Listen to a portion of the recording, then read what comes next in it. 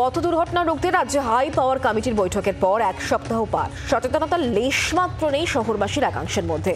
বাসের গতি মাপতে মোবাইল অ্যাপ তৈরির জন্য বাস চালকদের নাম্বার জোগাড়ের কাজও এগোয়নি বলে অভিযোগ।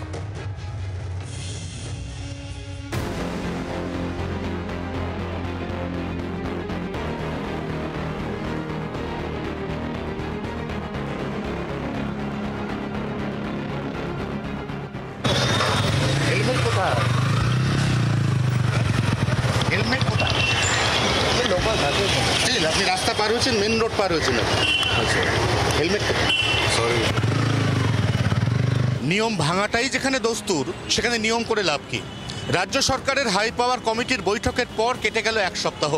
যান শাসন কতটা ফিরল শহর কলকাতায়, কতটা শৃঙ্খলা পরায়ণ হলেন এই কলকাতা শহরের গাড়ি অথবা বাইক চালকরা?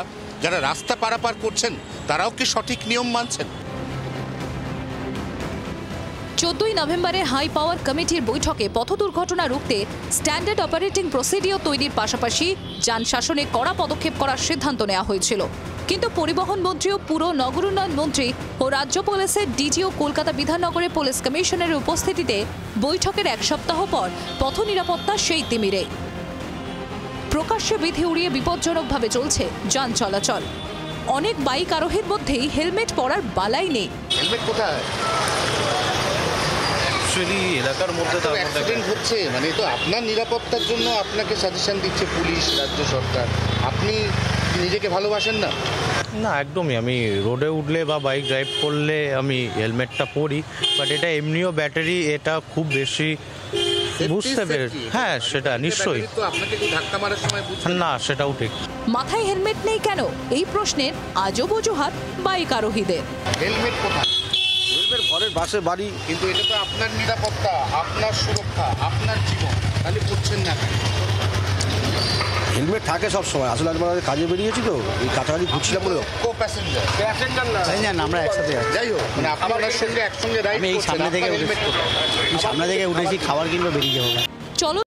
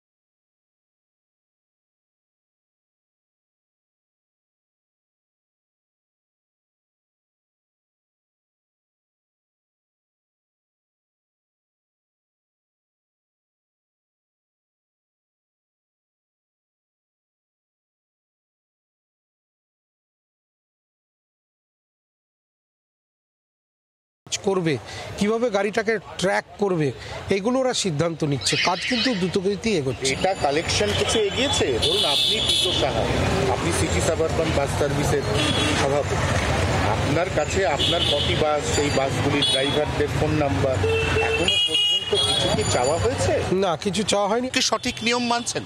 দুর্ঘটনার জন্য শুধুমাত্র বাসের রেশারেশি দায়ী, নাকি তার পেছনে এরকম অজস্র কারণ উঠে এসছে যার জন্য অনেকাংশে দায়ী আমরা?